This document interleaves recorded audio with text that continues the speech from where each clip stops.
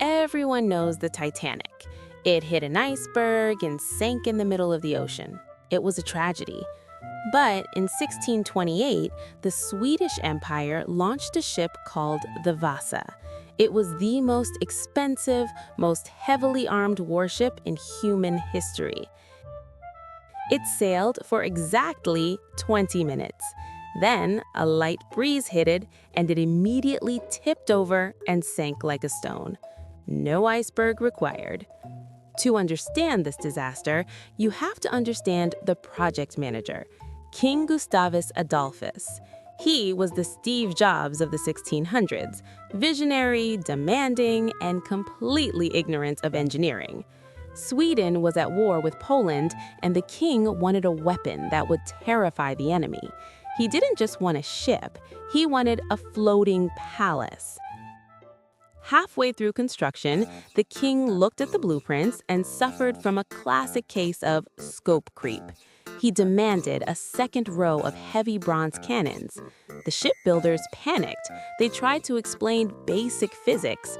"Sire, if you put tons of heavy metal on top of a narrow ship, it will flip over." But the king said, "Do it." So they stopped doing math and started following orders. But cannons weren't enough. The king also ordered hundreds of intricate wooden sculptures to be glued to the ship. Roman emperors, lions, mermaids, all made of heavy oak. Basically, they were adding massive weight to the top of the ship, raising the center of gravity to a suicidal level. It was like putting a roof rack on a Ferrari. The warning signs were obvious. Before the launch, the captain performed a stability test. He had 30 men run back and forth across the deck.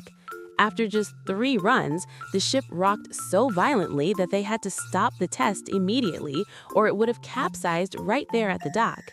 The admiral watching the test reportedly said, "If only His Majesty were here."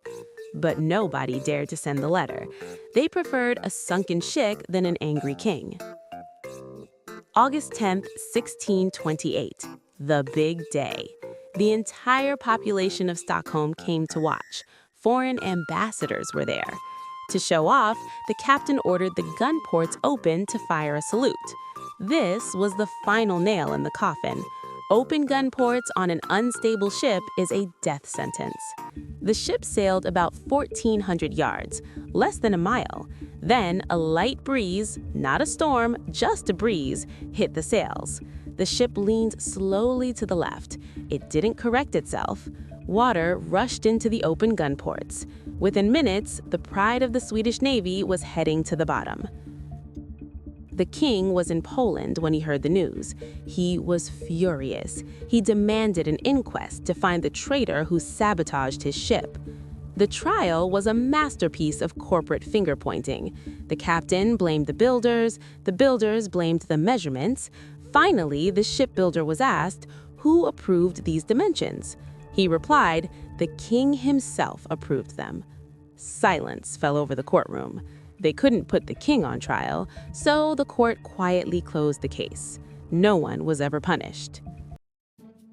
Today, the Vasa is the most popular museum attraction in Scandinavia. It was pulled from the mud in the 1960s, perfectly preserved by the cold water. It stands there today, beautiful, expensive, and useless, as a multi-million-dollar monument to the dangers of bad management.